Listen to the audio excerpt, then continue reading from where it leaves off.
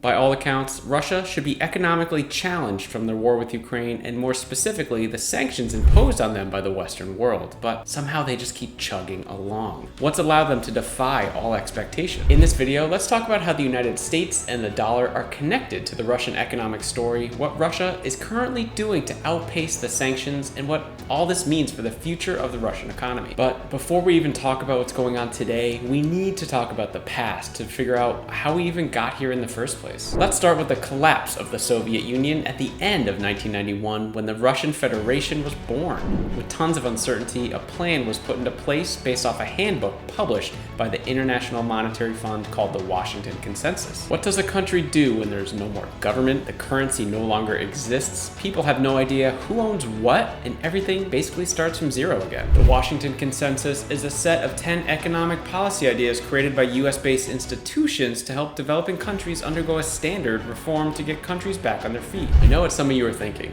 The West always feel the need to get into other countries' business. That's right.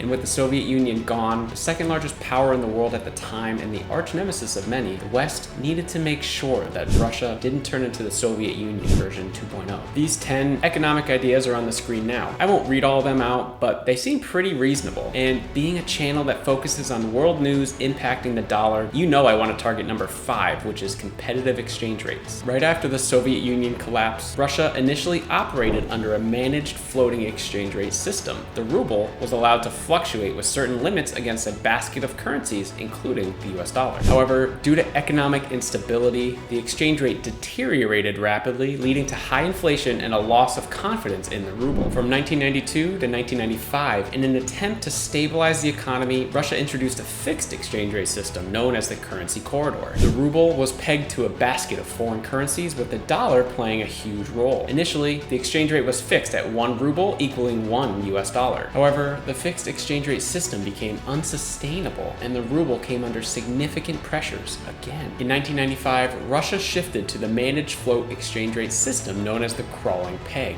And under this system, the ruble was allowed to gradually depreciate against the US dollar and other currencies over time. The central bank would periodically adjust the exchange rate within certain predetermined limits to reflect economic conditions, but that just led right into the 1998 Russian financial crisis. The central bank abandoned the crawling peg and announced a free float to the ruble, allowing its value to be determined by external market forces, and as a result, the ruble experienced a sharp depreciation against the US dollar. Since then, the ruble has not been tied to the dollar, and Russia finally decided to move out from its parents' basement, aka the dollar, and explore the world on its own, which transitions nicely into how Russia's economy today is defying all expectations. But before we get into that, this is the second video in a 5-part series where I talk about the 5 BRICS countries and their relationship with the dollar, past, present, and future. I've already done the Brazil video, which will be down in the description, so make sure to check that one out after you watch this one. And if you want to see the India, China,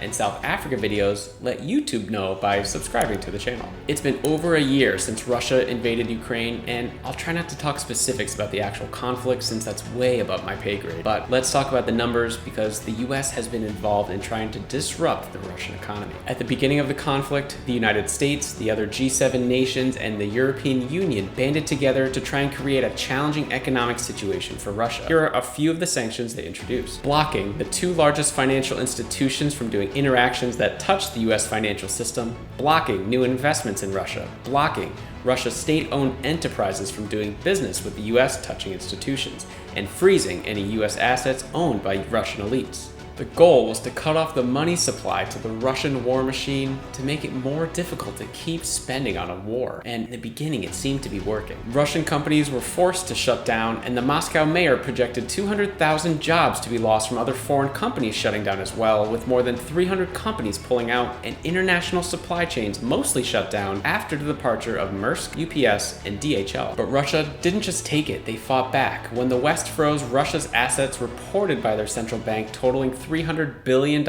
it turns out it was only 40% of their cash reserves. The remainder was not held in Western countries, thus making it harder for Western countries to track and control. The Russian central bank also instantly rose the key interest rate to 20%, effectively shutting down mortgages and corporate lending, but making deposits extremely attractive. It deterred citizens from panicking and withdrawing all their money from the accounts. And for the first time in modern Russian history, the central bank completely banned the sale and withdrawal of dollars and euros deposited into their banks. Basically, Russia wanted to ensure that any unfrozen assets that were in the country stayed in the country. So after a short period of stress in March 2022, liquidity returned more or less to pre-sanction levels. And by June 2022, the ruble had mostly stabilized. Crisis averted. Or was it? Many experts assumed the war in Ukraine and the sanctions imposed by Western nations would cause a significant long-term impact on the Russian economy, causing it to go into a multi-year recession. At the start of the war, even the International Monetary Fund, or IMF, had forecasted the Russian economy to drop 8.5%. So it was a surprise to many to see that the Russian economy had only contracted 2.2% in 2022, suggesting a slightly mild recession. Those numbers have started a heated debate. For some, the low figure is proof that the Russian economy is resilient and sanctions just don't work. Others use the same figure to argue that sanctions are starting to bite and the Western countries should double down. But these opposing arguments have one thing in common. They rely on a largely meaningless number. Even if Russia's reported GDP decline is truthful, it is very clear that three factors artificially boosted the Russian economy in 2022. First, the economic growth figure has been fueled by Russia's turbocharged production of military gear. Producing tanks and missiles does not improve living standards, and this part of Russian GDP will quickly be destroyed on the battlefield. Second, Russia's export earnings jumped in 2022 because of the war-induced spike in energy prices. And third, Western embargoes on technology and other goods, as well as sinking Russian consumer demand, led to a plunge in imports, which dropped by almost 10% during 2022, according to Russia's official data. Even more important than what Russia's growth really means is the fact that Russian figures just can't be trusted. That's because Russia has made statistics a central part of its information war. Moscow's goal is clear: to prove that these sanctions just don't work, thereby undercutting those that think that this is a key tool to stop or contain the Russian aggression against Ukraine. Moscow also delays the release of their statistics if it doesn't fit their narrative, and the figures that they do release are often seen as misplaced or they're revised frequently. After the IMF released Russia's economic contraction of 2.2%, the Russian Federal State Statistics Service all of a sudden postponed the release of the actual GDP data for December 2022 and the year as a whole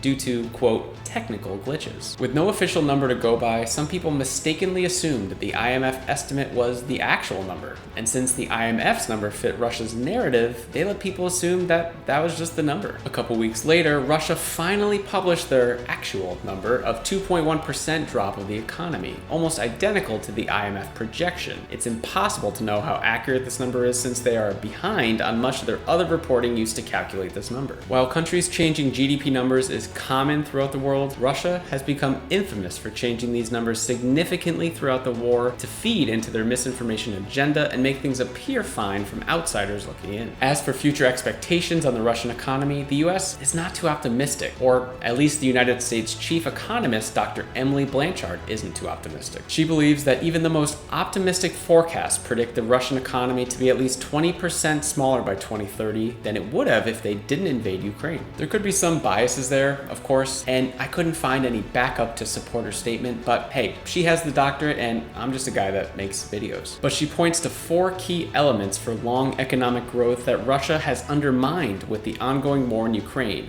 labor force, capital, efficient allocation of resources, and innovation. But I disagree with her about innovation. Russia continues innovating in different ways to manipulate their country's financial data for their own benefit. On the other side of the world, another economic turbulent country, Brazil, has had its own ups and downs. But where do they stand today, and what are their plans for de-dollarization? I go over all that in this video here.